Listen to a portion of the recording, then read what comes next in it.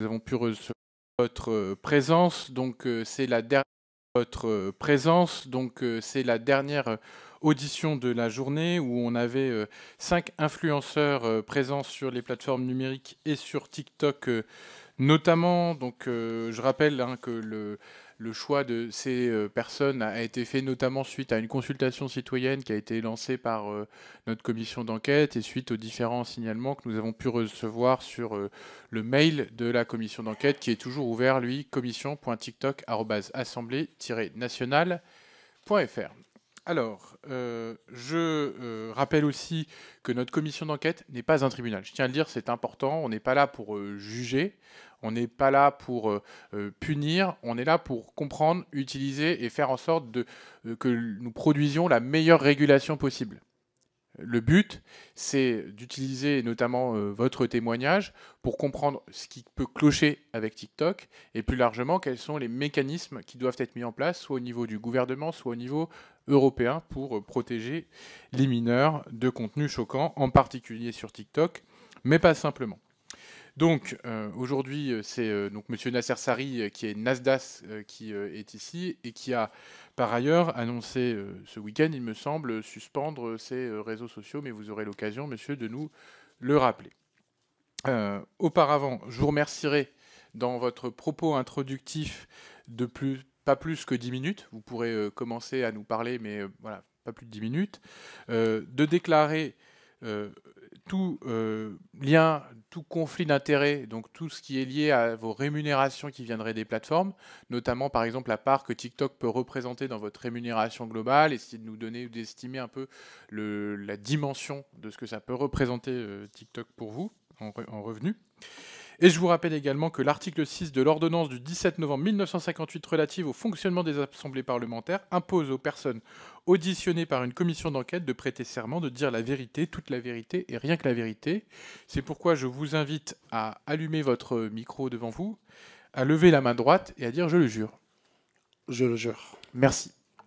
Donc, vous pouvez commencer votre propos liminaire en commençant peut-être par nous expliquer voilà, quelle part TikTok représente dans les revenus que vous pouvez percevoir et voilà, comment ça s'organise tout ça.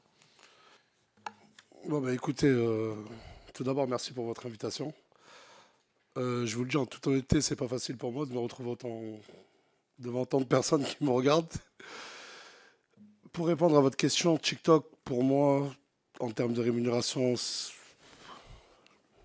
c'est rien, quasi rien. J'ai presque jamais touché d'argent. Genre, c'est vraiment... Si je devais donner un pourcentage sur mes autres rémunérations d'autres réseaux, je pense que ça représente 0,1%. Vous pouvez nous donner un peu une idée de comment ça se structure, vos rémunérations Sur TikTok sur TikTok et de manière générale, en volume, enfin, même sur les autres ce que ça plateformes. représente, Même sur les autres plateformes. Ouais. Qu'on comprenne le modèle économique en fait. Mais genre, je dois vous donner le salaire de mes autres plateformes. Pas précisément, mais globalement. Je suis pour répondre sur une commission sur TikTok. En fait, on fait une commission d'enquête sur TikTok, mais on veut comprendre en fait plus largement le modèle économique des réseaux sociaux et ce qui fait que où est-ce que vous gagnez de l'argent en fait, par quel biais en fait. Moi, je suis pas TikToker, même si j'ai plus de 3,7 millions de followers sur TikTok. Moi, principalement, ma source de revenus, elle vient de Snapchat. C'est un autre réseau. Je gagne mon argent là-bas. Et sur TikTok, comme je vous ai dit, j'en gagne très peu. Ensuite, les plateformes comme Instagram, très très peu aussi. Majoritairement, ça vient de Snapchat. Et c'est pour ça qu'aujourd'hui. Et par quel biais? C'est une rémunération à la vue sur Snapchat ou... Oui, à la vue. Ouais. Et aussi dû à mes placements de produits. D'accord. Mais 80% de mes placements de produits aujourd'hui, si ce n'est plus, sont faits de manière. Enfin, c'est gratuit. Je partage beaucoup des commerces de proximité. Sur Snapchat, on a ce qu'on appelle la monétisation. C'est plus on va faire de vues, plus on va faire d'audimat, et plus on va gagner d'argent. Après, permettez-moi de rester transparent sur ça. J'ai le droit? Oui, bien sûr. Vous pouvez dire ce que vous voulez. Non, vous êtes libre. Hein. Non, vous êtes libre de dire tout ce que vous voulez. Et sur TikTok, je sais que c'est des vidéos de plus d'1 minute qui sont rémunérées. Je suis désolé, je préfère vous prévenir directement. Je ne suis pas du tout un expert de TikTok. J'ai des millions de followers dessus, sur la plateforme, mais je ne suis pas un expert de TikTok.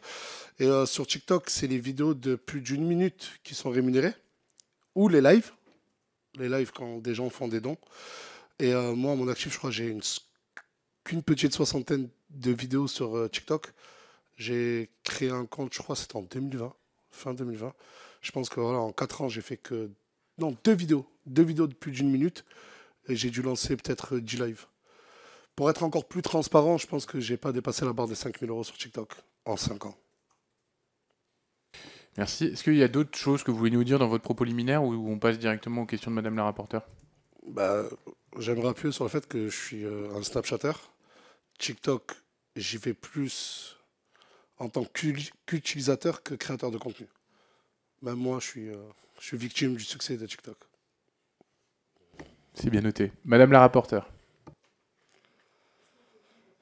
Micro, merci. Merci beaucoup. Merci de votre présence. En effet, j'entends bien que vous avez assez peu de contenu, en tout cas que vous ne privilégiez pas TikTok, mais nous, ce qui nous intéresse de savoir, c'est en effet pourquoi vous êtes rendu sur cette plateforme. Qu'est-ce que vous voyez comme différence sur TikTok par rapport aux autres, notamment dans les contenus qui sont peut-être mis en avant. Vous voyez, on a beaucoup travaillé sur l'algorithme et sur le fait qu'ils mettent... l'algorithme a tendance à mettre en avant des contenus qui peuvent être des contenus un peu chocs, parce que c'est ça qui fonctionne évidemment, qui retient l'attention du public de manière générale et du jeune public. Bah, c'est beaucoup d'experts qui nous l'expliquent. Mais vous pourrez, d'ailleurs, si vous n'êtes pas d'accord, vous pourrez tout à fait me répondre là-dessus.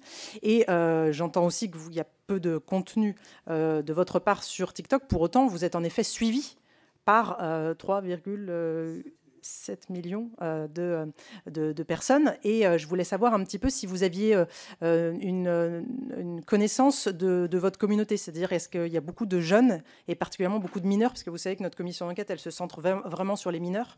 Donc, est-ce que vous avez, que ce soit dans les messages qui vous sont envoyés ou peut-être une façon de savoir s'il y a beaucoup de mineurs dans votre communauté? Vous avez posé énormément de questions. Je vais essayer de m'en souvenir. Ok, d'accord. De base, moi, comme je vous ai dit, j'avais créé un compte, mais j'étais un simple utilisateur et pas un créateur de contenu. Mais c'est quand j'ai vu que toutes mes vidéos sont relayées sur TikTok et qu'elles prenaient des fois même plus d'ampleur que sur mon réseau principal qui est Snapchat, je me suis dit pourquoi pas me lancer. Écoutez, TikTok, je vais utiliser des termes de créateur de contenu. Hein. Pour percer, TikTok, c'est un tremplin. Pour booster ses vidéos, TikTok, c'est un tremplin. Pour gagner en visibilité et en autorité, ça serait mentir de dire que le réseau principal aujourd'hui, pour avoir plus d'audimat, c'est TikTok. Et sur TikTok, on a ce qu'on appelle des comptes rediff. C'est des comptes qui prennent la création de contenu de plein d'influenceurs, plein de créateurs de contenu, et qui les postent. Et quand je voyais que mes vidéos faisaient des millions de vues à travers ces vidéos, je me suis dit, bah écoute, je me suis dit, bah, vaut mieux que je me lance, et je me suis lancé. Et ensuite, bah, j'ai obtenu l'assertif. Et voilà, je suis devenu créateur de contenu sur TikTok, mais j'ai posté qu'une soixantaine de vidéos. Sur les jeunes, écoutez, je vais être en totale transparence avec vous. Je vais vous dire que je n'ai pas réussi à regarder le nombre de mineurs qui me regardent. En fait, je ne l'ai pas vérifié, mais c'est Hugo Décrypte dans la même commission qui le dit. Et j'ai regardé quand il est passé. Mais après, oui, ça se voit qu'il y a énormément de jeunes. L'écriture, la manière d'écrire, les commentaires, on voit bien que c'est un gamin de 14 ans ou 15 ans qui a écrit.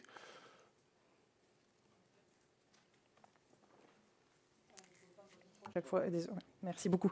Et ma question, ce sera donc, est-ce que vous considérez que sachant qu'en effet, il y a probablement beaucoup de mineurs qui vous suivent, et sachant qu'en effet, vous le savez, même des mineurs en dessous de 13 ans, même si 13 ans est normalement l'âge à partir duquel... Non, mais je sais bien que vous n'avez pas le détail, mais on peut supposer, si vous voulez, votre nom, il est beaucoup ressorti dans le questionnaire qu'on a envoyé, l'enquête publique qu'on a lancée, et qui a été, voilà, qui a eu beaucoup de succès, et parmi les personnes qui ont répondu, beaucoup de jeunes, et on voit bien que votre nom, il ressort beaucoup, donc sans doute que vous êtes en effet assez connu et donc assez regardé chez les jeunes, parfois chez les très jeunes. Et donc, est-ce que vous considérez que votre contenu, il peut voilà, être abordé par des mineurs et par des très jeunes en particulier? Moi, en fait, je ne le vois pas avec des stats.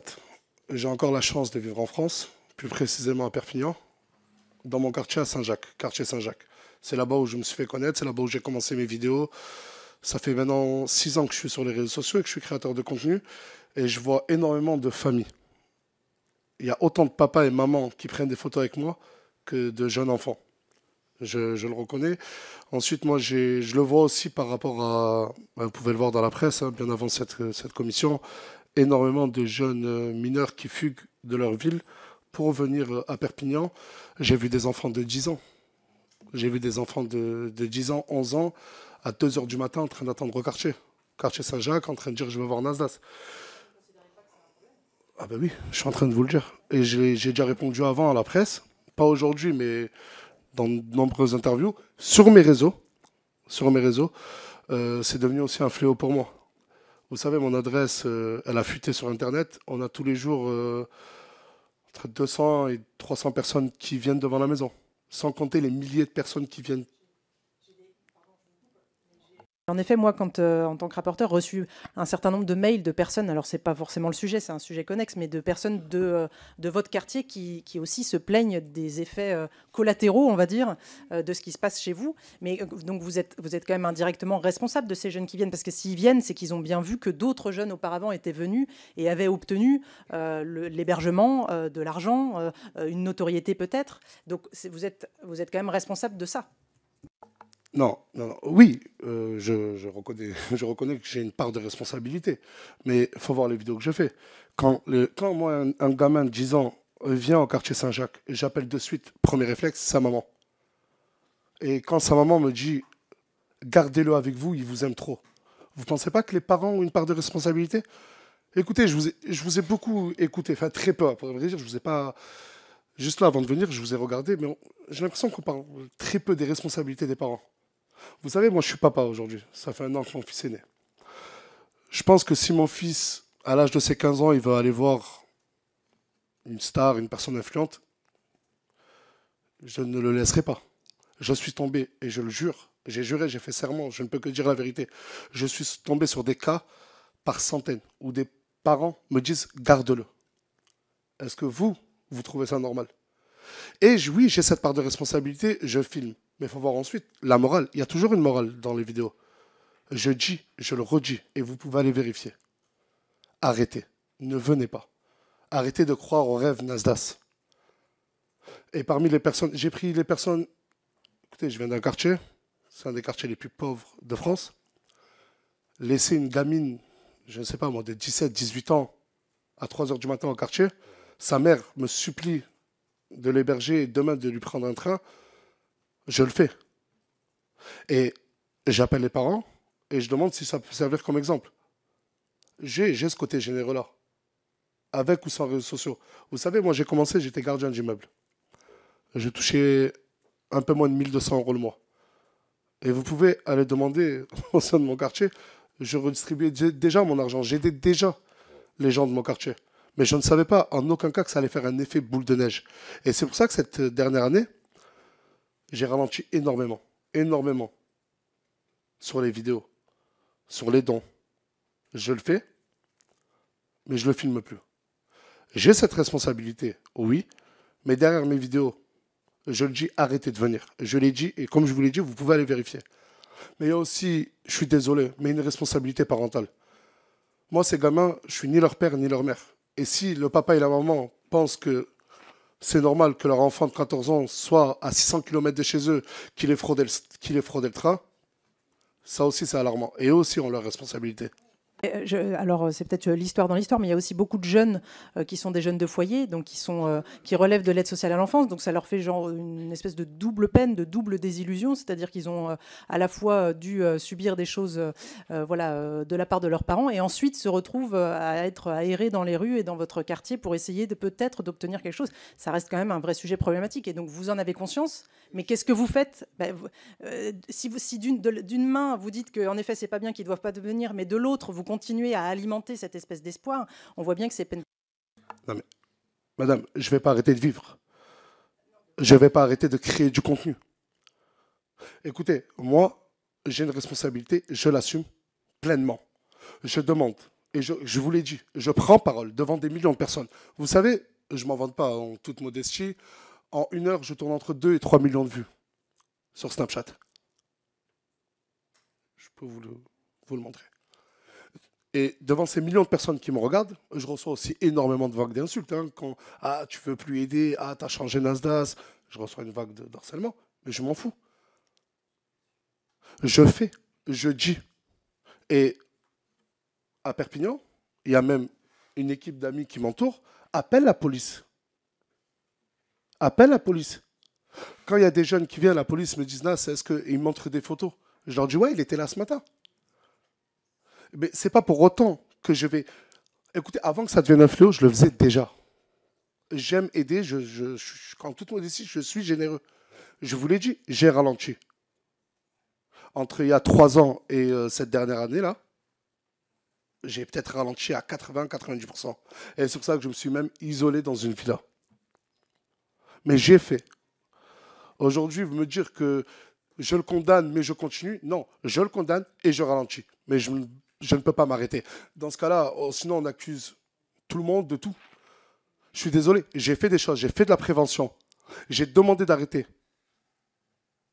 Ce qui se passe à Perpignan, avec la police, etc., limite, on les aide des fois à récupérer ces mêmes jeunes. Avant de laisser en effet la place... Oui. Je peux revenir. Et sur les jeunes, c'est vrai qu'il me fait bien de me faire penser, les jeunes de foyer, ça représente beaucoup de jeunes, beaucoup de jeunes. Écoutez, je ne suis pas un expert en tout ce qui est éducation nationale, les jeunes, foyers, etc. Mais j'entends des témoignages venant de ces jeunes. Est-ce que c'est normal que ces mêmes jeunes-là fuguent, quitte à dormir dehors pour venir voir Nasdaq, pour plus se sentir en sécurité des fois que dans certains foyers? C'est peut-être pas une autre question que là qu'il faut soulever. J'ai vu par des vidéos, j'ai entendu des témoignages de ces jeunes-là. Nas, on ne veut pas dormir chez toi. On veut juste être en sécurité dans ton quartier, s'il te plaît. Et j'ai fait serment. J'ai porté serment là, il y a quelques minutes en arrière. Tout ce que je dis, c'est la vérité. Il y a aussi cette responsabilité de l'État. Non ? Bien répondre. Oui, non, mais alors pour le coup, je connais très bien ce sujet de l'aide sociale à l'enfance. Il y a une commission d'enquête qui s'est tenue juste avant et que je présidais. Donc le sujet, en effet, n'est pas d'évincer des problématiques que notre pays traverse. Et évidemment, l'aide sociale à l'enfance, c'est un vrai sujet. C'est une politique qui aujourd'hui mérite beaucoup plus de moyens qu'elle n'en a aujourd'hui, mais c'est pas le sujet. Enfin, j'allais dire, vous rajoutez de la misère à la misère, c'est-à-dire que vous ne résolvez pas leurs problèmes à ces jeunes-là. Et puis alors, attendez, je vous laisse réagir à ça, et ensuite, puis après, je laisserai la parole à mes collègues députés. Mais ma question, c'est ensuite, par rapport à ce que vous pouvez expliquer vos propos tenus récemment sur le fait que vous alliez quitter les réseaux sociaux. Est-ce que vous pouvez ensuite nous en dire un peu plus sur les motivations? Je rajoute de la misère. Non, ça, je ne peux pas vous laisser le dire. Ça, c'est pas vrai. Sortez-moi une seule vidéo, où j'ai demandé à ces jeunes de venir. Sortez-moi une centaine de vidéos où j'ai demandé à arrêter à ces mêmes jeunes, d'arrêter de venir. Qu'est-ce que vous voulez que je fasse de plus? On peut collaborer ensemble. On peut même, si vous voulez, travailler ensemble. Et dites-moi, vous, ce que je dois faire. Mais non, mais là, c'est moi aussi, je vous pose des questions. Qu'est-ce que je dois faire quoi de plus?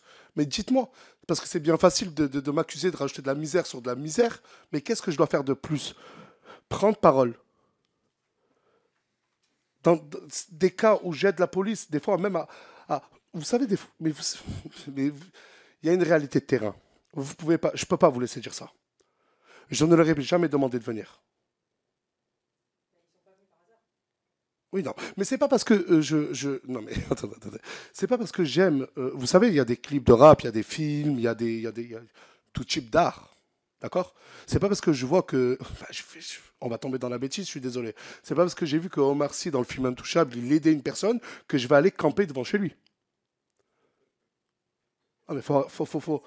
Non, mais dans ce cas-là, non, mais je vous ai prévenu, on va tomber dans la bêtise. Mais non, mais qu'est-ce qu'en fait, vous êtes en train de me demander à moi, créateur de contenu, d'arrêter mon quartier, car ça donne envie à d'autres jeunes, sous la responsabilité de l'État, de venir. C'est ce que vous êtes en train de me dire? Oui. Du coup, je n'exerce plus mon métier. Du coup, je ne crée plus de contenu. Du coup, vous me dictez ce que je dois créer comme contenu. Ah non, Nasdaq, tu ne dois pas aider ces jeunes-là parce que ça fait un appel d'air, tout le monde vient, ça crée un effet de boule de neige. Je fais de la prévention. Je demande à ces jeunes de ne pas venir. Mais comme je vous ai dit, je ne peux pas m'arrêter de vivre.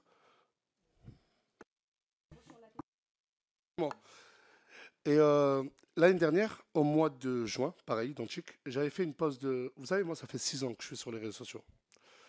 Et c'est pas facile. Il y a beaucoup de créateurs de contenu qui sont passés avant moi. Et vous savez, nous aussi, mentalement, c'est très dur pour nous aussi. Je sais que beaucoup sur Internet vont rigoler, vont dire non mais... Je me suis rendu compte qu'il y a beaucoup de choses que je n'arrive plus à maîtriser. Je le reconnais, hein. Et j'ai pris une décision, pas la semaine dernière. Cette décision auprès de mon équipe, elle est déjà prise, ça fait 3 mois. Avant même que je sache, parce que j'ai vu que sur Internet, beaucoup disaient que j'arrêtais parce que j'ai entendu que j'étais convoqué à la commission d'enquête. C'est pas vrai du tout. J'ai une vie de famille. Et aujourd'hui, tout créateur de contenu. Et je vais vous demander de vraiment... Nous aussi, notre santé mentale, elle est impactée. TikTok, vous savez, ils ont un algorithme qui est juste incroyable, tout comme les autres plateformes. Vous savez, la santé mentale d'un créateur de contenu dépend aussi beaucoup de son taux d'audience, son nombre de vues. C'est cette course aux vues, cette course à l'audimat, cette course au buzz. Je pense que vous avez déjà tous entendu le terme buzz. La pression, oui. Qui nous pousse des fois, nous, créateurs de contenu, à poster des choses sans même en être conscient, vous voyez. Je ne me dédouane pas du contenu que j'ai pu poster ou ceux de mes collègues créateurs de contenu. Mais on a cette certaine forme de pression. Et aujourd'hui, le métier de créateur de contenu, c'est un métier. C'est un métier. Qui m'a formé à moi à être connu, à avoir des millions de personnes qui me regardent tous les jours, savoir ce que je dois dire, ce que je dois faire. Je ne me dédouane pas, je suis responsable de toutes les erreurs que j'ai pu faire. Mais si à 7 ans en arrière, on m'aurait dit oui, Nasser, un jour tout le monde t'appellera Nasdaq, ton nom de scène, ta vie changera et des milliers de jeunes et de familles viendront te voir, certains viendront tatouer avec Nasdaq sur le bras. Je ne l'aurais jamais cru. Personne ne m'a formé à ça. Et aujourd'hui, je pense que pour moi, je ne sais pas si j'arrête totalement, définitivement, mais c'est une décision sage. Et quand j'arrête là, j'arrête pour peut-être 1, 2 ans, 3 ans, je ne reviendrai pas avant. Ça, c'est sûr. Je perds énormément d'argent. Plus on est actif sur les réseaux, plus on fait de vues, plus on gagne de l'argent. Vous gagnez combien par mois en moyenne? Je sais pas. En ordre de grandeur, vous avez une idée un peu, non?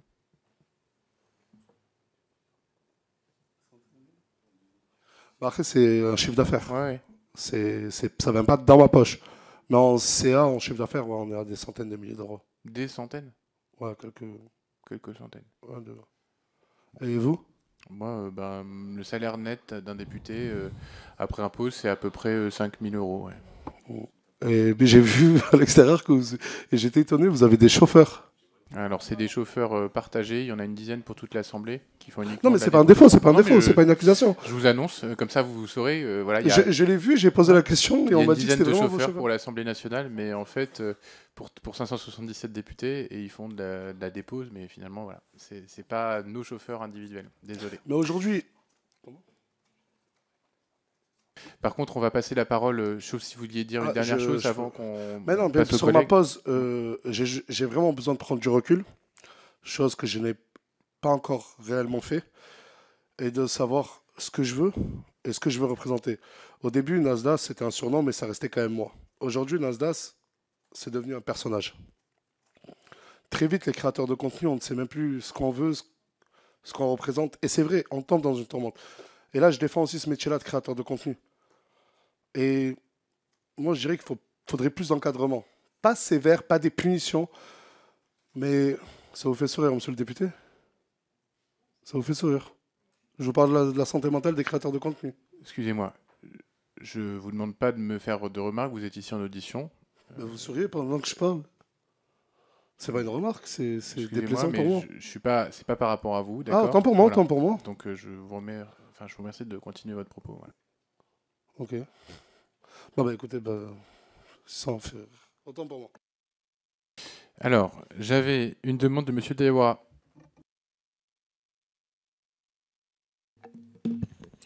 Oui, bonjour tout le monde, chers collègues, bonjour à à l'équipe. Juste simplement pour revenir déjà dans un premier temps sur ce que vous évoquiez il y a quelques minutes, sur les responsabilités, notamment des parents. Moi, j'en dis ce qu'on vient pas. Bien évidemment, les parents sont aussi les premiers responsables dans l'éducation de leurs enfants. Ensuite, il y a la société et notamment l'éducation nationale, l'ASE, etc. Il n'y a pas de souci là-dessus. Cela étant dit, en raison notamment de la viralité de vos réseaux sociaux, je pense que, en quelque sorte, comme me disait un médecin, on peut parfois, à travers un certain nombre de médicaments, être le poison et l'antidote à la fois. Donc je pense qu'il est quand même important de remettre les choses dans leur bon sens et dans leur contexte. C'est ce qui m'a d'ailleurs amené le 23 avril dernier à saisir l'ARCOM sur différents sujets, et non pas... sur différents sujets, notamment plusieurs publications dans vos contenus. Aujourd'hui, vous êtes l'un des créateurs de contenu les plus suivis sur Snap, avec plus de 9 millions d'abonnés. Et vos vidéos sont massivement relayées, notamment sur TikTok. Votre audience est majoritairement jeune, souvent issue de milieux populaires, parfois même très précaires. À ce titre, votre rôle dépasse largement celui d'un simple divertisseur. Vous êtes devenu une figure d'identification pour toute une génération qui vous observe, vous imite parfois et vous crédite d'une forme d'autorité. À vos débuts notamment, puisque certains de mes collaborateurs notamment vous suivaient, en tout cas c'est ce que j'ai cru comprendre, vos contenus visaient à montrer une image positive et festive de votre quartier que vous avez cité tout à l'heure, contribuant à redonner notamment de la visibilité à des territoires trop souvent stigmatisés.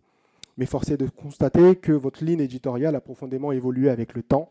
Aujourd'hui, votre production repose de plus en plus sur une mise en scène assez violente, qu'elle soit physique, psychologique ou symbolique. On y voit des personnes, souvent vulnérables, filmées dans des situations de mise en concurrence assez dégradantes, de mots-clés répétés, d'encouragement à des comportements parfois même discriminatoires et misogynes.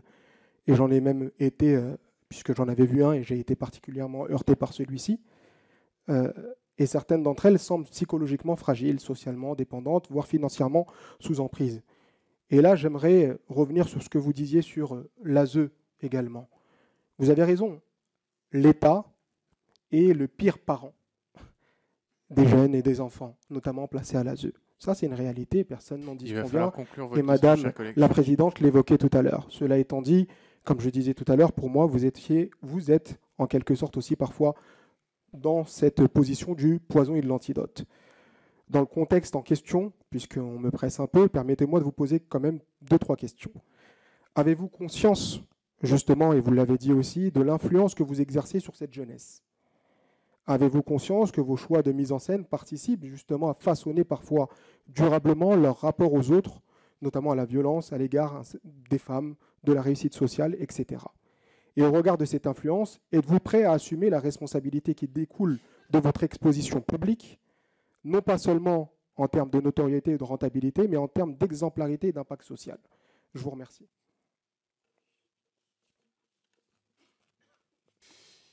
Merci. Je vous laisse répondre.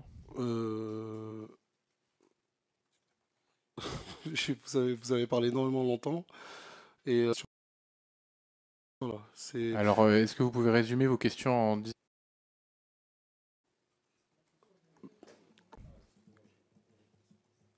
Mes questions, c'était: avez-vous conscience de l'influence que vous exercez sur cette jeunesse? Avez-vous conscience que vos choix de mise en scène participent à façonner parfois durablement les rapports aux autres, à la violence, aux femmes, à la réussite sociale?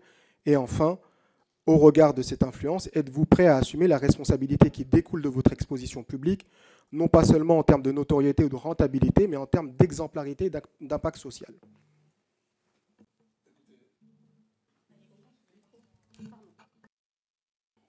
Je vais essayer de répondre à vos questions une par une. Bien sûr que j'ai conscience de la responsabilité de mon influence envers les jeunes, mais vous dites que je suis très suivi par les jeunes, mais il me faudrait des chiffres. Vous en avez? Par les mineurs. Est-ce que vous avez des chiffres? Parce que c'est bien beau de tenir des beaux discours, mais est-ce que vous avez des chiffres? Moi, j'en ai. Sur Snapchat, mon réseau principal, à plus de 87%, c'est des majeurs. Et ma plus grosse communauté, c'est les 25-36 ans. C'est bien beau d'insinuer que je ne suis suivi que par des mineurs, etc. C'est ici. C'est en direct. Et moi, écoutez, quand je crée mon contenu, aujourd'hui, Dehors, il y a eu ce fléau de pas que de jeunes. C'est pas une majorité. J'ai énormément de personnes qui viennent sur Perpignan pour voir Nasdaq. C'est très difficile pour moi aujourd'hui d'être une personne normale, entre guillemets, et de pouvoir exercer mon métier à l'extérieur de cette maison-là. Du coup, je suis enfermé avec des amis à moi et on crée du contenu. Que ça plaise ou que ça en déplaise, que ça déplaise, je le comprends. Mais il faut savoir que toutes les vidéos c'est vraiment fait pour divertir les gens. Divertir les gens, et c'est pour ça qu'aujourd'hui, on est regardé par autant de millions de personnes. Certains, comme vous dites, me critiquent, et critiquent ma manière de faire, mais combien y adhèrent? Je pense que bien plus. En toute modestie, bien plus. Et j'ai tellement conscience que ça fait 3 mois que j'ai pris la décision de prendre une pause. Peut-être que je vais revenir, peut-être pas sur les réseaux. Et surtout, si un jour, comme j'ai dit à mes équipes, si un jour je reviens, en toute honnêteté, j'ai dit si un jour je reviens sur les réseaux, je veux clairement changer de terre. Aujourd'hui, c'est vous dire, hein, je suis devenu peut-être aussi un symbole. Et même moi, comme je vous ai dit tout à l'heure sur la santé mentale des créateurs de contenu, peut-être que même moi, je me suis perdu sur ce que je représentais et aujourd'hui ce que je propose.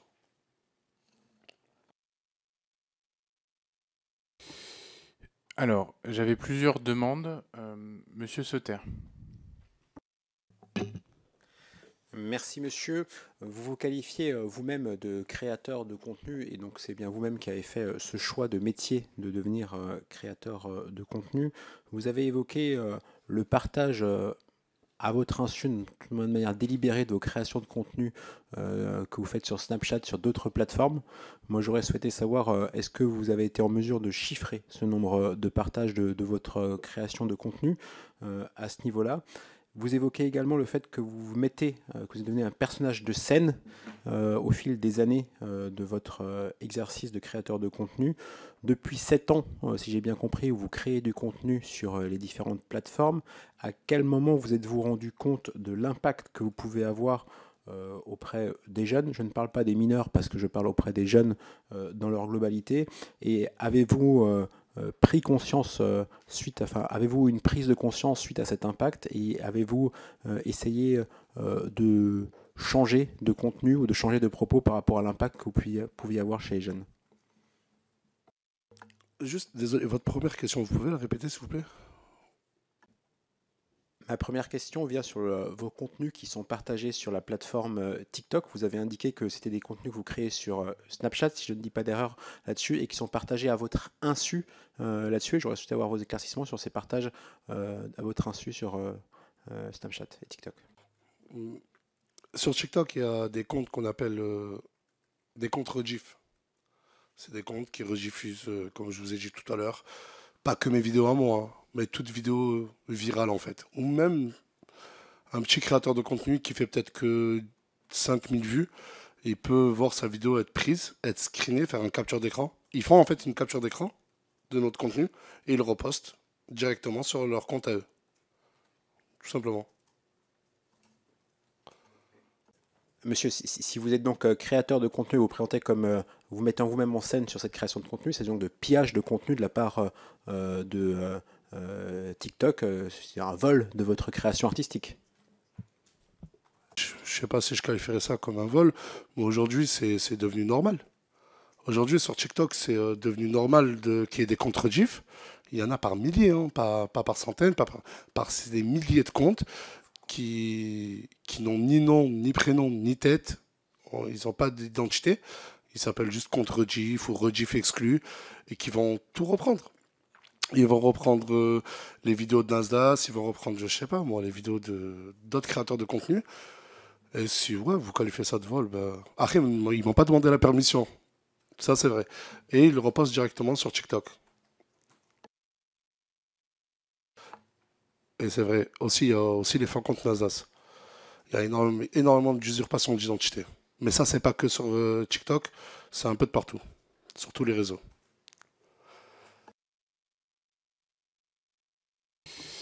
Merci. J'avais Madame Jeuneté à distance. Oui, merci beaucoup, Monsieur le Président. Monsieur, j'ai bien écouté ce que vous avez dit. J'ai entendu dans vos propos d'abord une grande compréhension de mécanismes de fonctionnement des algorithmes des différentes plateformes. Vous avez exprimé une sensibilité à l'impact que ça pouvait avoir sur les jeunes. Vous avez même émis une forme de critique très policée, mais critique quand même vis-à-vis des parents dans l'utilisation que ces jeunes font de ces contenus. Donc j'ai bien senti, me semble-t-il, que vous aviez quand même quelques réserves, que vous comprenez l'impact de ces contenus et vous avez exprimé, moi, il me semble-t-il, quelques réserves justement sur l'impact de ces contenus.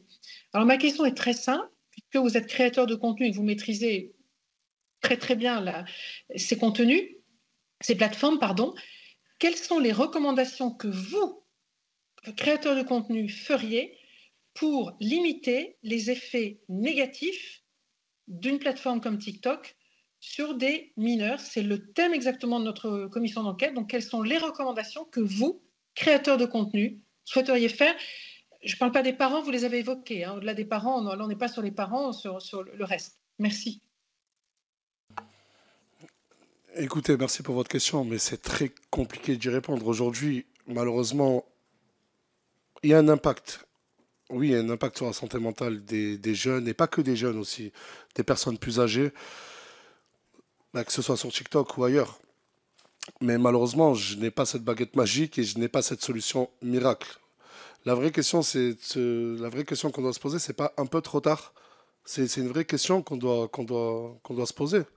C'est TikTok, ça fait, je crois, plusieurs années là, qui sont. Enfin, TikTok, c'est l'application la plus utilisée dans le monde. Et ça fait plusieurs années qu'elle l'est. C'est bien de réagir. Mais écoutez, il y a des solutions. Limiter le nombre d'heures, mais comment faire?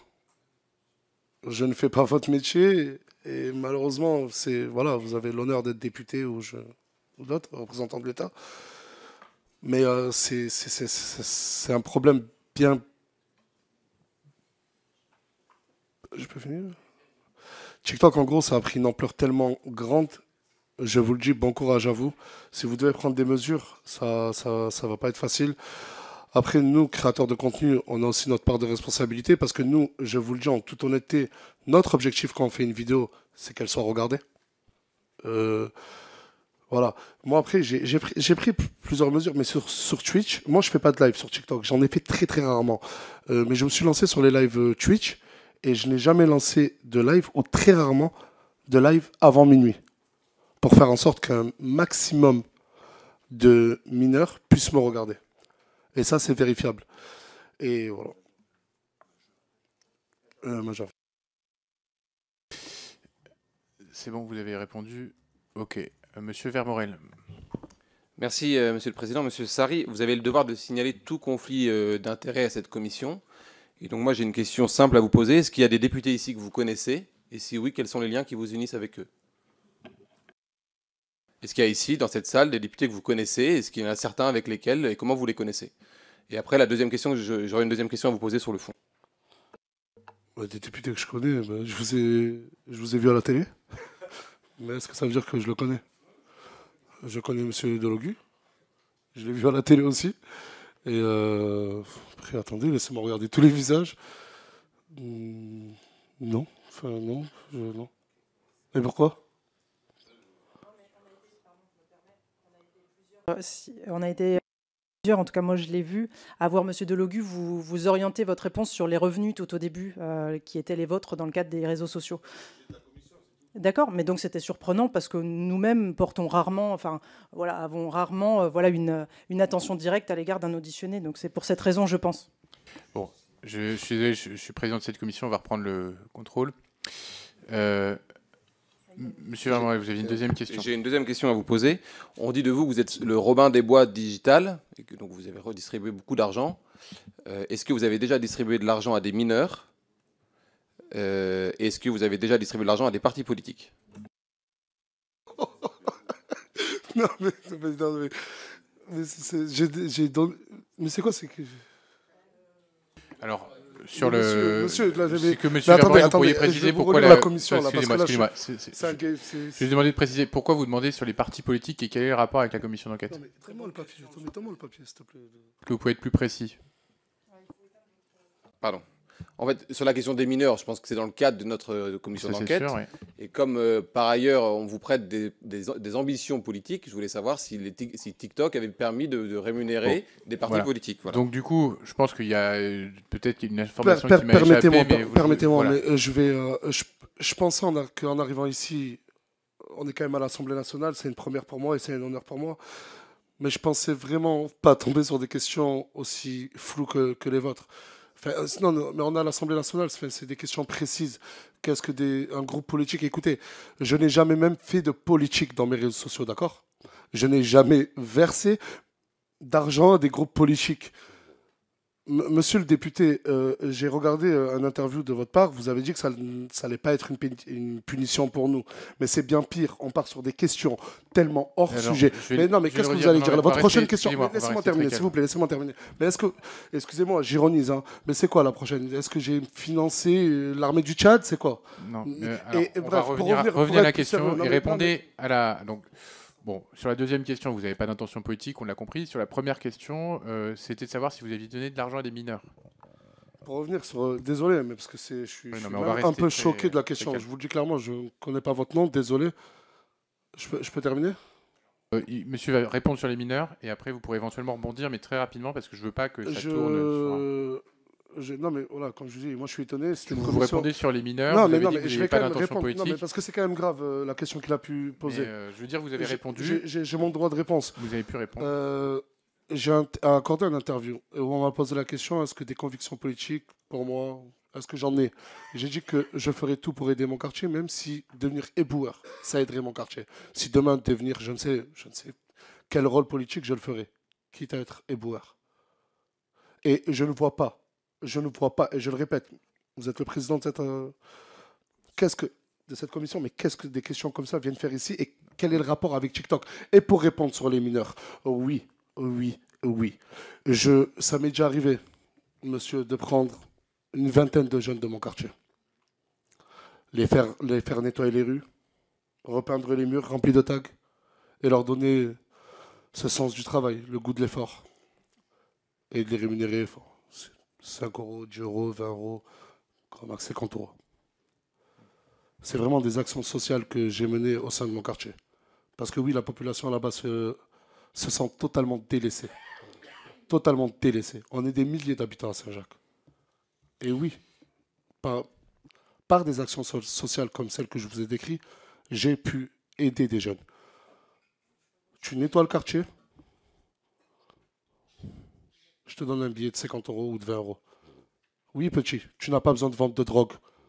Oui, petit, tu n'es pas né, et c'est pas parce que tu as grandi dans un quartier que tu dois vendre de la drogue. Non. Il existe d'autres moyens. Vous savez, moi, les jeunes, les mineurs, les jeunes, excusez-moi du terme, mais vraiment, excusez-moi, qu'il y en a un devant moi, dans mon quartier, qui oserait insulter la France. Il y a les réseaux sociaux, il y a les vidéos. Mais ça ne s'arrête pas à ça. Il y a aussi le terrain. Et j'y suis. On va redonner la parole pour un rebond, monsieur Vermeulen, mais on ne met pas une pièce dans la machine, s'il vous plaît. Merci, Monsieur le Président. Ce n'est pas pour remettre une pièce dans la machine. Je rappelle juste le cadre, Monsieur le Président. On est dans une commission d'enquête dont je suis membre. Il semble que les députés ont quand même le droit de poser des questions. Oui, non, mais il faut aussi passer la parole aux collègues et on arrive à la fin. Donc je vous demande je termine juste. Vous me laissez 30 secondes et je termine en 30 secondes. Je dis juste que je posais une question et que la personne qui était convoquée dans cette commission d'enquête était libre ou non de répondre à cette question, mais que j'étais dans mes droits de pouvoir le faire et je vous demande, Monsieur le Président, de pouvoir garantir mes droits de parlementaire. Voilà, c'est ce que j'ai. Et si cette question ne posait aucun problème, je ne crois problème, pas y avoir fait obstacle, voilà, chers collègues. Je vous remercie, Monsieur le Président. Non, mais poser des questions sur une assemblée, sur une commission TikTok, vous me posez des questions mais totalement hors sujet, mais comprenez-le. Vous en êtes membre, vous avez vous aussi des responsabilités. Monsieur Vermeulen, et il y a vos collègues qui attendent pour poser des questions utiles à TikTok et utiles à la santé mentale des jeunes. Je vais vous demander d'arrêter et on va passer à la personne suivante. J'avais Madame Balage qui avait demandé la parole il y a très longtemps. Merci, Monsieur le Président, Madame la rapporteure. Mes chers collègues, Monsieur Sarri, tout d'abord, vous avez voulu minimiser l'incidence de deux choses. Tout d'abord, l'incidence du réseau TikTok sur vos revenus, mais vous avez oublié de mentionner le fait que TikTok vous sert à capter du public sur Snapchat et par ailleurs que votre compte TikTok est relié à votre compte Snapchat et également à vos lives Twitch. Ça, c'est la première chose que vous avez voulu minimiser. Ensuite, vous nous avez indiqué que vous publiez du contenu parfois sans prendre conscience de ce que vous publiez, que vous n'êtes pas accompagné. Pourtant, vous avez la possibilité de vous faire accompagner par des avocats, comme vous le faites aujourd'hui, et c'est votre droit, et c'est peut-être même votre responsabilité en tant que personne qui produit du contenu. Alors, depuis plusieurs années, vous publiez du contenu sur les réseaux sociaux, captivant plusieurs millions d'abonnés, comme le ferait une série télé avec des personnages, des intrigues, des rebondissements. Cependant, contrairement à une série télé, vous jouez avec la frontière entre la réalité et la fiction, parfois en brouillant un peu les limites entre ce qui est vrai et ce qui ne l'est pas. Par exemple, vous avez souvent mis en scène des relations amoureuses, réelles ou supposées, dans votre villa, impliquant parfois des mineurs. Je pense notamment à Madame L, qui a été un personnage central pendant plusieurs semaines. Vous et votre communauté, vous l'avez accusée d'être tombée enceinte d'un homme de la villa alors qu'elle était, selon vous-même, largement mineure. Alors cela soulève une question cruciale. Est-ce que vos contenus reflètent uniquement la vérité? Si c'est le cas, entendons-nous bien, nous sommes là alors confrontés à des actes souvent pénalement répréhensibles, tels que des menaces au couteau, des actes de racisme, du harcèlement, de l'exploitation, du détournement de mineurs ou des violences conjugales que vous avez diffusées sur vos réseaux sociaux. Par ailleurs, il est essentiel de considérer les effets psychologiques sur les mineurs exposés à ce contenu, qui peuvent subir des influences néfastes, une normalisation de comportements inappropriés, une perturbation de leur compréhension des relations saines et de la réalité.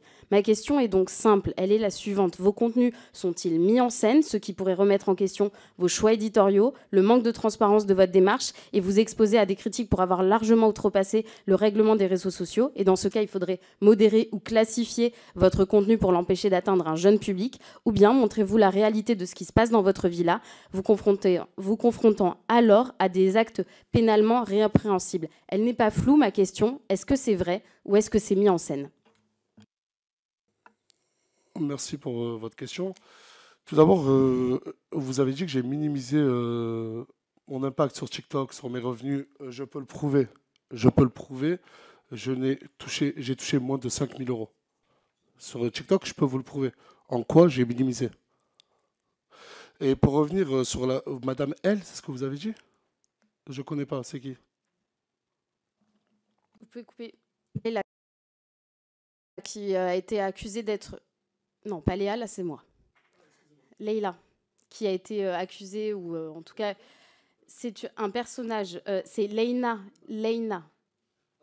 Mais je ne voulais pas citer son nom parce que ma question, elle ne pose pas sur cet épisode, elle ne repose en réalité que sur une chose, est-ce que vos contenus sont réels ou est-ce qu'il s'agit de mise en scène? S'ils sont réels, il y a des actes pénalement répréhensibles qu'ils sont à l'intérieur. Si c'est mis en scène, alors vous devez la transparence de votre démarche, non seulement à votre communauté, mais aussi aux plateformes de contenu.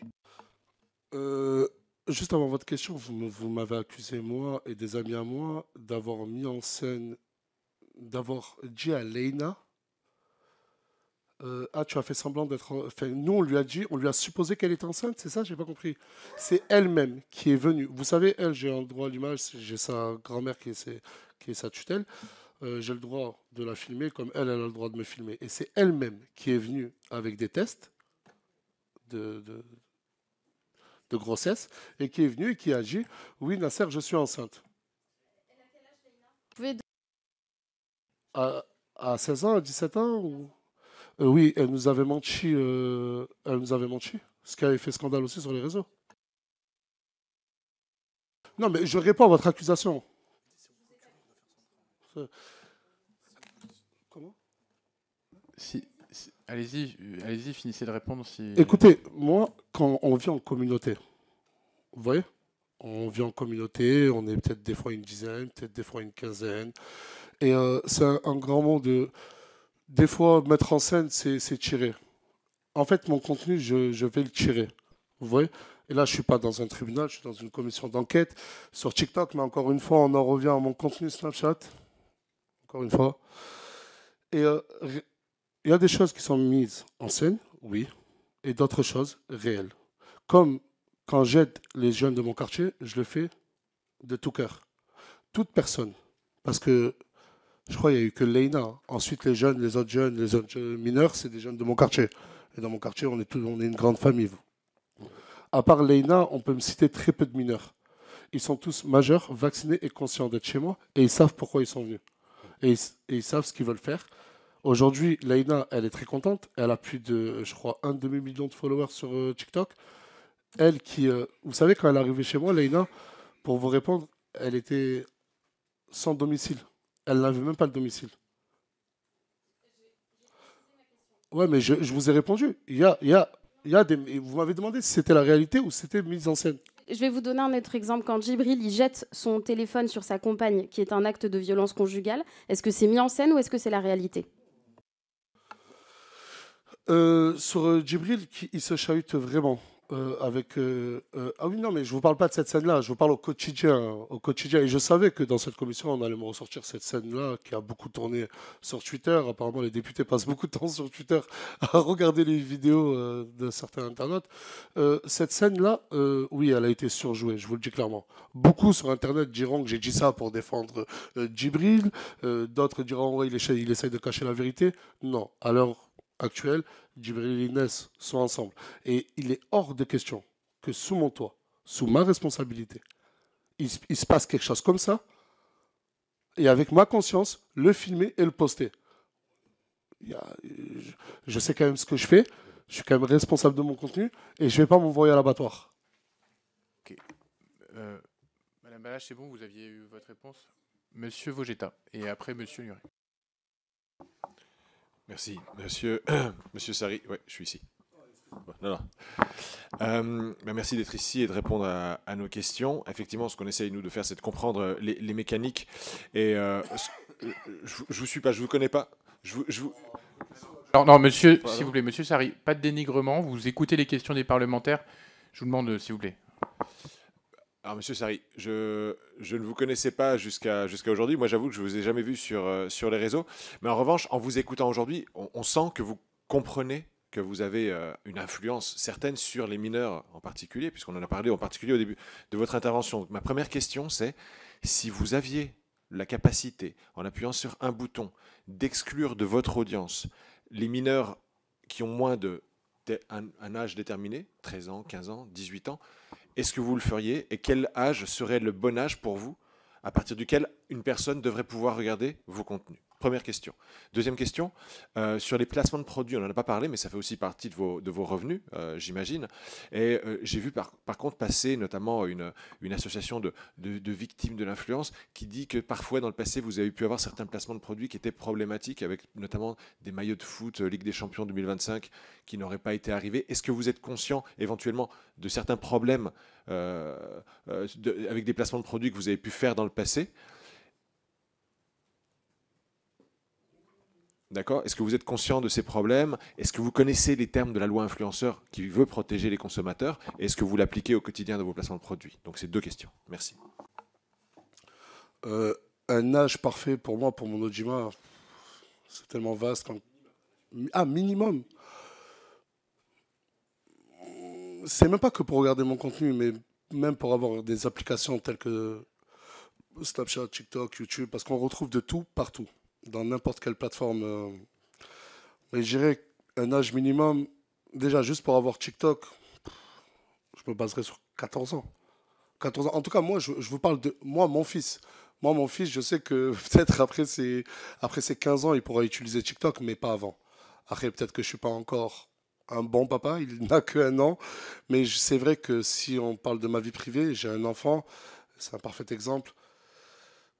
Je ne le laisserai pas. Parce qu'après, il ne faut pas punir tous les jeunes. Aujourd'hui, TikTok, c'est aussi un endroit pour se relaxer. TikTok, on y va pour se relaxer. Ça a été créé pourquoi? Pour qu'on puisse scroller sur le fil d'actualité, regarder des vidéos, qu'elles soient de tout type. Il n'y a pas que des vidéos problématiques sur TikTok. Je ne suis en aucun cas l'avocat de TikTok, je préfère le dire. Mais sur TikTok, on voit aussi des vidéos où on apprend quand même pas mal de choses. Moi, je pense que c'est plus une question d'algorithme pour les jeunes, plus les ramener vers un contenu, on va dire, éducatif.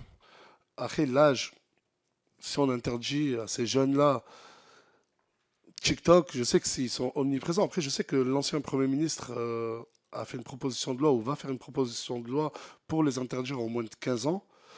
Après, voilà, je ne suis ni Premier ministre, ni député. Et un âge parfait, ouais, je dirais 15 ans, peut-être 15 ans et demi, et centrer un algorithme. Après, sur mon contenu à moi, pareil. Pareil, c'est, je dirais, de 15-16 ans à largement plus. Mais aujourd'hui, après, moi, c'est une vraie question que je me pose. Vous savez que je peux aller sur TikTok ou sur d'autres applications, créer un compte et mentir sur mon âge. J'en ai 29, je peux dire que j'en ai 69. Non, mais c'est une réalité, ça aussi. C'est une réalité. Et peut-être être plus précis quand tu rends l'inscription. Je ne sais pas comment, je n'ai pas la solution. Je ne vais pas vous dire qu'il faut donner des pièces d'identité à TikTok. Je ne sais pas comment faire, mais être plus prévoyant sur ça. Et la deuxième question, c'était moi, il faut savoir que, pour revenir encore une fois sur mes rémunérations, moi, elles proviennent des plateformes directement et non des placements de produits. Les placements de produits, ça doit représenter... excusez-moi, j'ai cru que vous voulez parler. Ça représente même pas, je sais pas, on me demande de sortir des chiffres, mais là, je dirais même pas 5 à 8%. Comme je vous ai dit, j'en fais énormément. Un placement de produit, c'est pas obligatoire, c'est pas obligé. On peut le faire gratuitement et j'en fais énormément gratuitement. Comme l'a dit votre confrère, on m'appelait le Robin des Bois modernes. Si demain vous venez me voir, vous me dites que vous avez une boulangerie, j'aime bien votre pain, j'y vais, je fais un placement de produit. Sur les maillots de foot, Dieu merci, on me sort cet exemple-là, c'est un problème qui a été réglé. Je fais des millions de vues. C'est une personne qui s'est lancée dans la vente de maillots, une société, etc. Et à vrai dire, il ne s'y attendait pas à un tel taux de commandes. Il y a énormément de livraisons reçues. Et et je sais que tout le monde a reçu un mail avec maintenant un suivi et tous les maillots vont être reçus. Et bien sûr, il y a des lois. Nous, les créateurs de contenu, on les applique. Le hashtag publicité à chacune, même qu'elle soit gratuite. Hein. Si demain, je partage, je ne sais pas, moi, votre boulangerie, je vais quand même mettre le hashtag publicité pour bien montrer à ma communauté que je suis en train de faire un placement de produit. Ok, merci de préciser ça, parce que c'est vrai qu'avec Stéphane Vogetta, on est très attentif, puisqu'on est tous les deux les auteurs de la loi sur l'influence commerciale, en fait. Voilà, c'est nous qui avons fait la loi sur le... Voilà, donc je vous apprends ça, mais je vous apprends peut-être aussi, et je le précise quand même, que les jeux concours, les cartes bancaires, les placements financiers, tout ça est strictement interdit et régulé. Voilà, depuis au moins 2 ans. Voilà. D'accord. Donc, il faut, par ailleurs, dès qu'il y a tout ce qui est lié à l'argent, ça doit être agréé, enregistré par l'AMF. Donc voilà, il faut avoir conscience de ça. Il faut des mentions obligatoires sur les jeux concours. Et on a pu voir sur certains de vos contenus, mais encore une fois, je le dis, on n'est pas là pour faire la loi. Je vous le dis juste pour la suite. La loi, elle dit, si on fait un jeu concours, il faut des mentions légales. Il faut un truc très précis. Sinon, c'est des jeux concours qui peuvent... voilà, bon, on l'a respecté sur les jeux concours. Après, ensuite, avec le prestataire, il les respecte et il met les mentions légales. Bon. Mais ça, après, je vous dis la vérité, c'est pas moi, mais mon équipe qui s'en... Mais merci, je préfère le préciser parce que il y a des gens qui suivent cette audition. Et il faut aussi dire qu'il y a un cadre et que nul n'est censé ignorer la loi et que n'importe qui peut être avec des placements de produits problématiques peut être derrière condamné à ça. Il y a des personnes qui l'ont été d'ailleurs. Mais vous savez, monsieur le député, j'aimerais parler de quelque chose qui me tient à cœur. Quand moi, j'avais 110 000 followers, et je parle à vous, hein, si c'est vous qui êtes derrière ces lois, cette loi. Vous savez que, je vous le dis ouvertement, ça va peut-être, il y a des gens sur Internet, vous savez que j'ai déjà partagé du pari sportif, j'ai déjà partagé du trading, je le dis, je plaide coupable. Vous savez qu'il y a beaucoup de familles qui sont venues, qui m'ont dit, Nas, mais on t'a fait confiance, et on a tout perdu dans le trading, des plans financiers. Je vous le dis, dans cette commission d'enquête, personne ne m'en a posé la question, et je l'admets. Mais c'est là où j'aimerais revenir, c'est... J'avais 100 000 followers. C'était mes tout premiers mois en tant que créateur de contenu. J'avais démissionné. Je venais juste de démissionner en tant que gardien d'immeuble. Gardien d'immeuble, désolé. Et j'aimerais parler de ces pseudo-agences. Je ne sais pas si vous... Et il y en a tellement. Moi, j'arrête. Je me retire. Mais j'aimerais aussi tellement, mais tellement protéger aussi ces créateurs de contenu de ces agences qui viennent en costard, qui nous expliquent qu'ils connaissent très bien la loi, et qui viennent avec un beau discours, et qui, ces gens-là, m'ont fait à moi partager. Nul n'est censé ignorer la loi. Mais quand vous avez 22 ans et d'un coup des centaines de milliers de followers et vous avez ces pseudo-experts qui viennent et qui se présentent à vous, vous savez, ces gens-là passent leur temps derrière un ordinateur ou derrière un téléphone à détecter tous les nouveaux talents. Oh là là, lui, il a 80 000 followers, je vais l'approcher, je vais lui faire des placements de produits. À la fin, ça retombe sur le créateur de contenu. Mais pourquoi on ne tape pas sur ces pseudo-agences? Moi, j'ai eu la chance, en deuxième partie de ma carrière, d'avoir une agence très clean, très propre. Mais je vous jure que j'aurais aimé qu'on protège de ces gens-là au début. Pour le coup, avec la loi influenceur, on a aussi responsabilisé les agences et elles sont pénalement co-responsables des contenus qui peuvent être publiés, des contenus problématiques. Je vous en remercie. Et ça, c'est une co-responsabilité marque, agence, influenceur. Donc j'invite vraiment tous ceux qui s'intéressent à ce sujet et ceux qui font des placements de produits à bien prendre connaissance du cadre légal, parce que derrière, en fait, si vous fautez, ça peut être jusqu'à 300 000 € d'amende, 2 ans de prison ou un certain montant du chiffre d'affaires.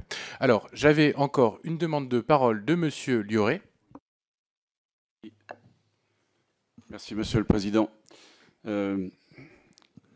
Monsieur Sarri, bonjour. Je suis René Lioré, député de la Côte d'Or. Et pour tout vous dire, un candide des réseaux sociaux, parce que Snapchat ou TikTok, je n'y vais pas. Je découvre aujourd'hui vos 3 700 000 followers sur TikTok et 9 millions sur Snapchat. Au-delà de, bien sûr, des gens qui vous suivent, vous avez une particularité, c'est que les gens désirent vous voir. Et ça, ce n'est pas le cas de tous les influenceurs. J'ai noté au début de notre entretien, vous avez cité un cas, bon, il y en a peut-être d'autres, mais c'est quand même pas la majorité, de jeunes qui quittent la maison à 100 km et les parents qui vous téléphonent pour vous dire « gardez-le ». D'autres qui viennent dans votre quartier en vous disant « ici, je suis bien, je suis en sécurité ». Ma question, moi, c'est qu'est-ce que vous représentez pour ces gens-là, d'autant qu'il y a des majeurs, hein, vous avez parlé de gens de 25, 30 ans, 35 ans. Qu'est-ce qu'ils attendent de vous? Comment on devient de Nasser Sarri à Nasdaq? Voilà. Et comment vous vous positionnez, vous? Quelle est votre image? Quelle est l'image que vous donnez à ces jeunes? Qu'est-ce qu'ils attendent de vous, en gros? C'est difficile, ma question, mais voilà. Oui. Qu'est-ce que vous apportez qu'ils ne trouvent pas dans leur milieu scolaire, qu'ils ne trouveraient pas dans un club de sport, qu'ils ne trouvent pas dans le milieu familial, dans la famille, enfin, toutes ces structures qui sont là pour encadrer les jeunes et qu'ils trouveraient chez vous? C'est ça que j'aimerais comprendre pour mieux cerner votre personnalité, en fait. Écoutez, je pense que c'est les personnes qui sont là-bas, eux qui ont regardé mon contenu, ils savent que j'ai filmé mon quartier, que je filme mon quartier. Et vous savez que mon quartier, c'est un petit cocon familial où tout le monde s'aime bien, tout le monde rigole. Et là où j'ai eu mes torts, c'est de montrer que le côté positif de mon quartier. Donc tout le monde croyait en arrivant là-bas, ça allait être bien au top parce que tout naturellement, j'essaie de cacher le côté néfaste de mon quartier, parce qu'il y en a. Il y a des cons partout. Et ces personnes-là, quand elles viennent, je vous parle à cœur ouvert sur des témoignages, je leur dis, mais pourquoi vous venez me voir? Ils me disent, on veut passer 24 heures avec toi, on veut... Aujourd'hui, c'est malheureux, mais énormément de jeunes, je pense, rêveraient de devenir influenceurs que députés. C'est une réalité. C'est une réalité. Beaucoup de Français, il y a une étude qui est sortie il n'y a pas si longtemps que ça, c'est 1 Français sur 2 ne connaît même pas le député de sa ville. C'est une réalité. Aujourd'hui, être influenceur, vous savez, je ne parle pas de moi dans mon cas personnel, mais beaucoup de créateurs de contenu, beaucoup d'influenceurs sont basés sur Dubaï et montrent ces gratte-ciel et montrent ce mode de vie luxueux. Et moi, comme vous avez dit, je suis accessible. Si on veut voir Nasdaq, on a juste à prendre un train et aller voir Nasdaq. Et quand ils viennent, je le dis clairement pour les jeunes même qui sont au foyer, je représente un symbole de renaissance pour eux, d'une meilleure vie et surtout d'un meilleur avenir. Et c'est là où c'est là où je le regrette. Je le regrette d'avoir fait en sorte, on va dire indirectement, que ces jeunes-là viennent et croient en moi au lieu de croire en leur étude, croire en leurs parents, en leur éducation. Mais c'était pas voulu en fait. Moi, je voulais juste montrer une bonne image de moi-même et de mon quartier. À la fin, ça s'est transformé en fléau de jeunes qui venaient pour me demander clairement, Nasdaq, on veut avoir une meilleure vie. Et je vous le jure que par tous les moyens, et c'est énormément choquant, j'ai pu en aider. Jusqu'à en faire des burn-out, jusqu'à être hospitalisé.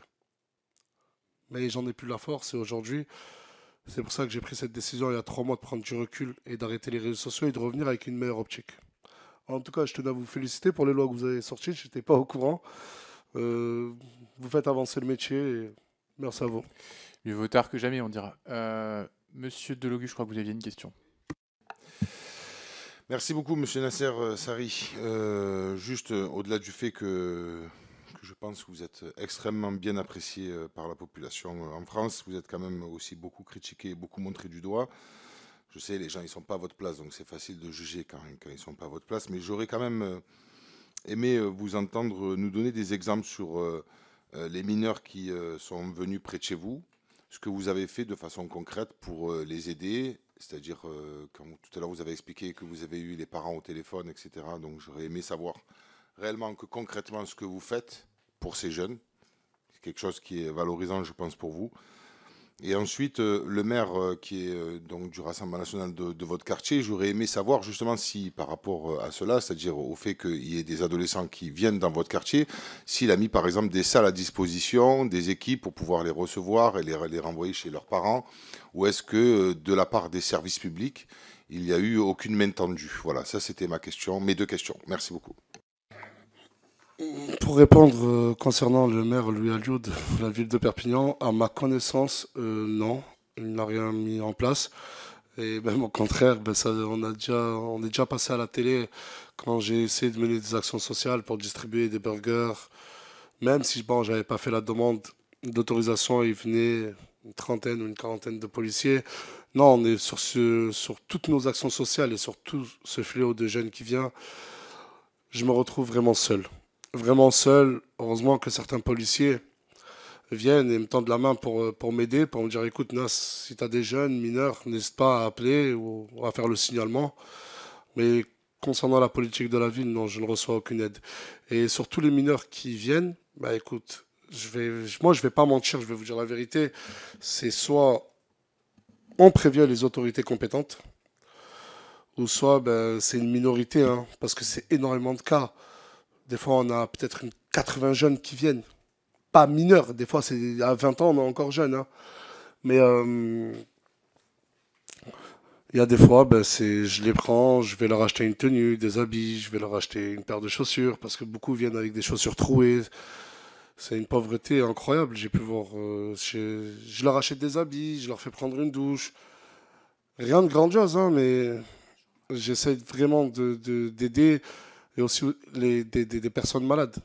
Parce que ça, depuis tout à l'heure, on n'en parle pas, mais j'ai aidé énormément de mineurs qui viennent, par contre, eux, avec leurs parents, où on a pu financer des opérations directement ou indirectement. Mais bon, ça, apparemment, tout le monde a oublié de le dire.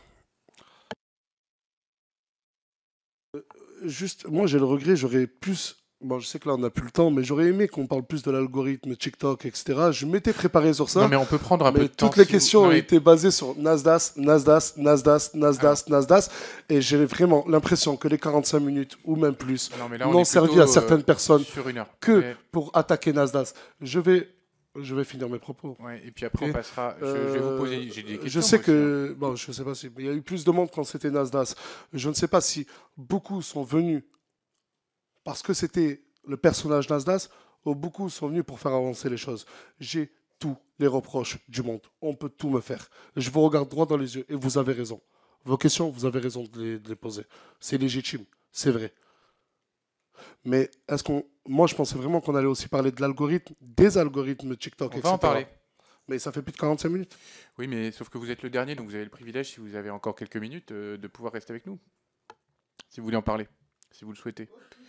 Voilà, donc vous souhaitez reposer une petite question, mais après, je poserai la mienne. Oui, une petite question et surtout une réaction, parce que, en fait, quand je vous écoute, et très sincèrement, il n'y a pas d'offense, il n'y a pas de piège, il n'y a pas de ceci ou cela.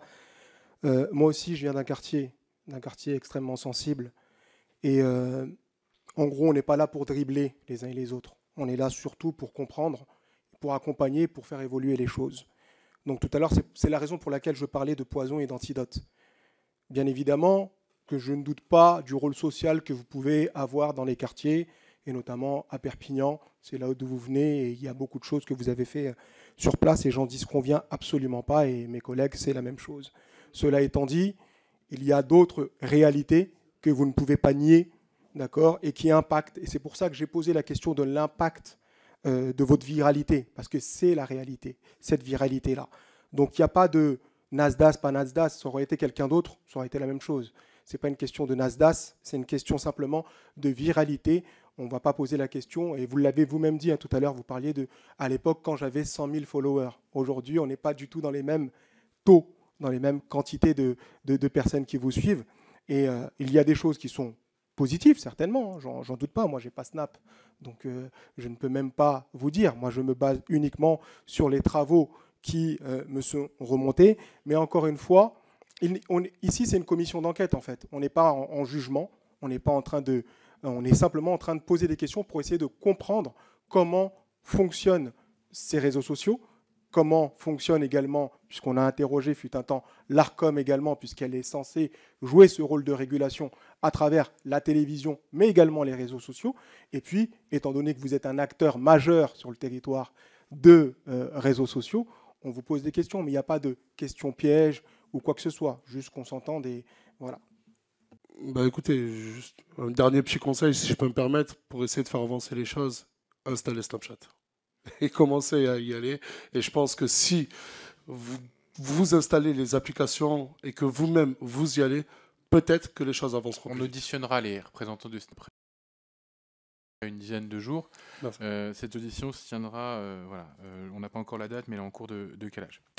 Je vais me permettre de revenir sur ces logiques d'algorithme et de viralité, parce que c'est un peu de ça qu'il est question. Est-ce que vous diriez que le mécanisme des plateformes, la manière dont ça rémunère et la manière dont aussi l'algorithme va pousser des contenus choquants, encourage finalement des vidéos où on peut voir de la violence, des insultes, de la misogynie? Est-ce que c'est ça qui rapporte le plus finalement? Qu'est-ce qui rapporte comme type de contenu? L'algorithme, c'est tout simplement un centre d'intérêt. Vous savez, le soir, quand je suis couché avec ma femme, on n'a pas les mêmes pour toi. Vous savez ce que c'est les pour toi, je suppose. Sur TikTok, ma femme a ses propres pour toi. Elle, c'est tout ce qui est bébé, tout ce qui est maternité. Et moi, c'est tout ce qui est foot et jeux téléphoniques. Vous voyez? Mais pour répondre en toute sincérité, je vais le dire, ce que vous appelez de misogyne, de violent, etc., nous, on appelle ça des dramas. Sur Internet, sur TikTok, c'est des dramas. Demain, je le reconnais, je le dis, je l'ai constaté, un drama fera largement plus de vues qu'une vidéo qui explique, je sais pas moi, qui explique comment fonctionne une commission d'enquête, par exemple, oui. ou la loi influenceur. Oui. Et donc ça rapporte plus d'argent de faire des dramas que de faire de la pédagogie. Mais totalement. Mais après, ça, tout dépend du centre d'intérêt de la personne. Moi, ma femme, elle ne tombe pas sur des dramas. Elle n'aime pas ça. Si les vidéos sont autant regardées, c'est que beaucoup de gens demandent à les regarder. Si demain TikTok les retire, vous verrez qu'ils chercheront dans d'autres plateformes des dramas. Beaucoup de gens, leur centre d'intérêt, c'est les dramas. Pour continuer, je vois que j'ai une demande de Madame Balage, mais sur l'interconnexion un peu entre les réseaux et la manière dont un drama sur une plateforme peut être repris sur une autre, copié, etc. Il y en a un qui a un peu fait le buzz dans vos réseaux, c'est quand vous demandez à deux jeunes filles laquelle est la plus belle, vous savez qu'il y en a une qui monte ses seins et qui... non, je vous vois réagir. Non, c'est vrai, on est d'accord. Voilà. Donc, du coup, quand vous faites ça et quand vous filmez ça, est-ce que vous vous dites ce contenu il va buzzer? Est-ce que, parce que c'est quand même, pour le coup, ça a buzzé et ça a fait des millions de vues pour des gens et ça a rapporté de l'argent quand même. Il y a de l'argent derrière tout ça. En tant que bon père de famille, je suis tonton de beaucoup de neveux et beaucoup de nièces. Et je n'ai pas envie que mes neveux et nièces, le lendemain, quand ils se réveillent, ils voient la poitrine d'une fille qui était à mes côtés. Ça, c'était sur une plateforme qui s'appelle Twitch. C'est une plateforme de live en direct. On est avec nos vidéastes. Personne, je le dis bien, personne, j'ai fait serment de ne pas mentir, s'y attendait. Et c'est pour ça qu'on a directement coupé le live et on a remis un live 5 minutes après et on s'est excusé et on a supprimé toutes les rediffusions possibles dans l'instantané. Mais ça, c'était pas volontaire. Mais malheureusement, malheureusement, ce n'était pas voulu de ma part, loin de là. On peut dire que je mets en scène et tout, mais pas de là à m'accuser que la personne qui a montré c'est ça. C'est moi qui lui ai demandé de faire ça, même si personne ne m'en a accusé. Mais malheureusement, je dis bien malheureusement, on était en TT sur Twitter. Est-ce que vous avez des éléments supplémentaires que vous souhaitiez ajouter sur le fonctionnement de l'algorithme? Non. Ok. Madame Bala, j'avais une dernière question et puis on mettra fin à cette audition. Oui, alors peut-être pour repréciser, ce que vous appelez drama, ce sont des épisodes de harcèlement moral ou physique qui peuvent avoir lieu sur les réseaux sociaux. Quand on parle de personnes qui présentent plusieurs vulnérabilités, je ne parle pas de simplement vos contenus, mais quand on dit drama, c'est une manière de banaliser des actes de violence physique ou psychologique qui existent sur les réseaux sociaux. Ce ne sont pas des dramas, ce sont la répétition de propos à l'encontre notamment de personnes qui présentent des vulnérabilités, notamment des jeunes femmes. Mais je voudrais aussi, pourquoi est-ce qu'au moment où il y a des propos qui sont, par exemple, un enfant noir qui a été qualifié, je crois que c'était en avril, mi-avril, le 15 avril, de Banania sur votre plateforme, un enfant noir qui a été qualifié publiquement de Banania, ce qui est un propos raciste. Attendez. Attendez, monsieur. Vous écoutez les questions. Tout le monde garde son calme. Attendez. Alors déjà, je vous préviens quelque chose. Toutes les paroles prononcées par un parlementaire dans l'enceinte de l'Assemblée sont couvertes par l'immunité parlementaire et non susceptibles. Oui, bien sûr. Voilà, ça s'appelle l'immunité parlementaire. Donc non, mais Monsieur Sari. D'accord. Ici, c'est moi qui je le redis. Je vous demande d'attendre qu'elle ait fini sa question pour lui répondre. Si vous n'êtes pas d'accord, vous attendez qu'elle ait fini et vous répondez ensuite. Madame Balage. Merci beaucoup, Monsieur le Président. Donc, on a ce propos qui est raciste, qui est publié sur vos réseaux. Un autre moment, et là vous parliez tout à l'heure d'une scène le 2 avril sur la plateforme Twitch. Je le rappelle, votre plateforme Twitch qui est interconnectée avec TikTok, etc., notamment vos lives. Donc, vos lives étaient bien sur la plateforme TikTok. Est-ce que, à un moment donné, quand vous êtes dans cette banalisation des processus de harcèlement, notamment à l'encontre de jeunes filles, est-ce que vous vous souciez de la santé mentale des personnes qui interviennent, que ce soit dans la vraie vie ou dans des mises en scène, des personnes qui interviennent dans la production de vos contenus et également dans les personnes qui peuvent les voir? À travers ce contenu, de ce que vous appelez le drama, qui est en réalité la banalisation de la violence, vous êtes en train de contribuer à la banalisation de cette violence qui a en cours ensuite dans la vie réelle. Vous le faites en réel, mais c'est aussi dans des familles qu'elle peut se produire parce que vous leur donnez une forme d'imprimatur. Vous savez, un couple qui se sépare, c'est un drama. Pas besoin d'avoir un harcèlement. Demain, je ne suis plus avec ma femme, je l'annonce, c'est un drama. Pour moi, la définition d'un drama, désolé si ce n'est pas la bonne, mais si demain je me sépare de ma femme, c'est un drama. Maintenant, je vais...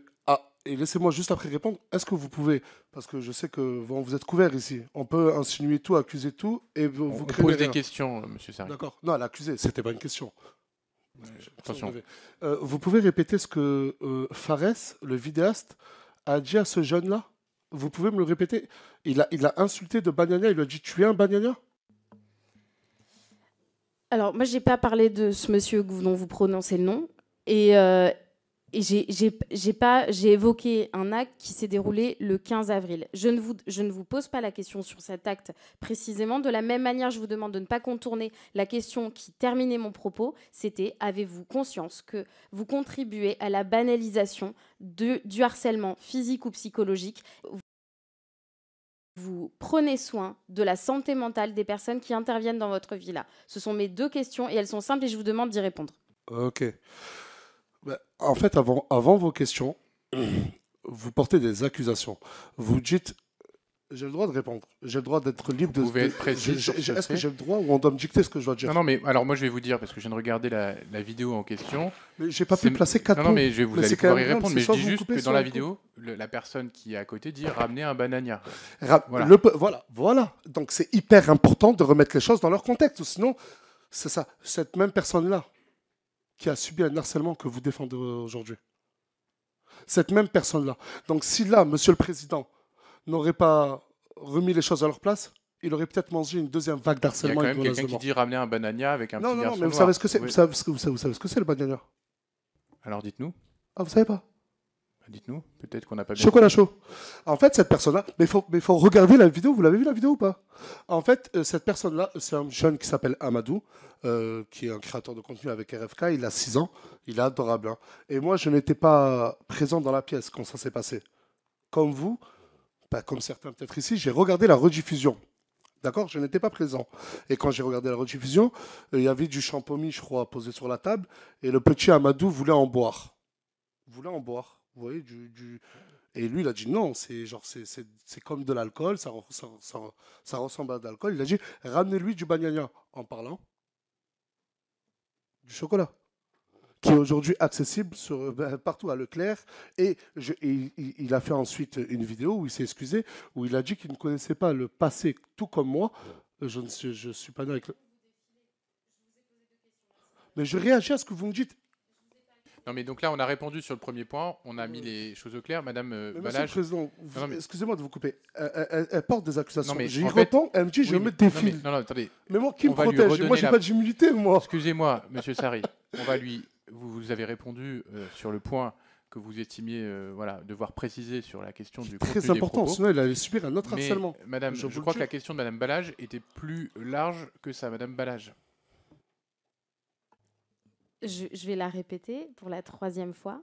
Est-ce que vous avez conscience que votre contenu participe à la banalisation de processus de harcèlement physique ou psychologique? Première partie de la question. Deuxième partie de la question.